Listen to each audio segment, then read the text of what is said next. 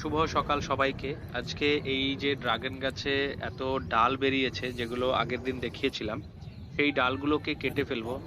এটা দিয়ে কাটা হবে না। কাটেই না। একটা এগুলো এই কাঁচিটা ভালো নয়।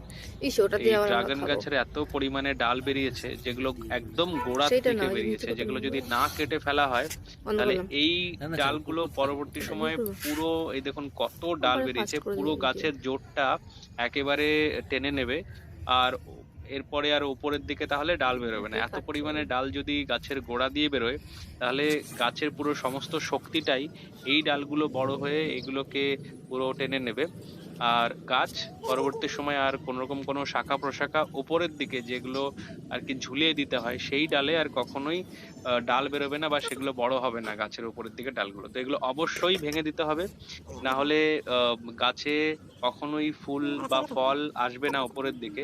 কারণ আপনারা তো জানেনই যে গাছের যে উপরের দিকের ডালগুলো থাকে, যেগুলো ঝুলে পড়ে উপর দিক থেকে নিচের দিকে, সেই ডালগুলোতেই একমাত্র ফুল ও ফল আসে।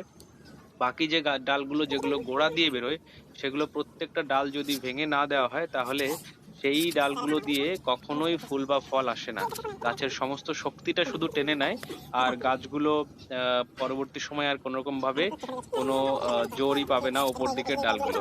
এই দেখুন ওপরের দিকে আহ এখানে কত ডাল বেরিয়েছে, একটা ডাল দিয়ে প্রত্যেকটা গাছের কাটার গোড়া দিয়ে ডালগুলো এগুলোকে সম্পূর্ণ সমস্তগুলো ভেঙে দিতে হবে।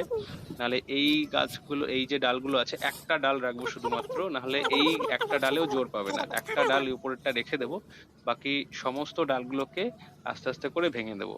এইগুলো এবার এতগুলো ডাল এই দেখুন। আর এই বড় বড় যেগুলো হবে সেই ডালগুলোকে আমরা লাগিয়ে দেবো আবার নতুন করে, যাতে করে কি হবে এই ডালগুলো আবার চারা তৈরি হবে। ছোটগুলো লাগানো যাবে না, কারণ এত ছোট ডাল লাগালে এগুলো বাঁচবে না। তবে যেগুলো একটু বুঝতে বড় পারলাম। হয়েছে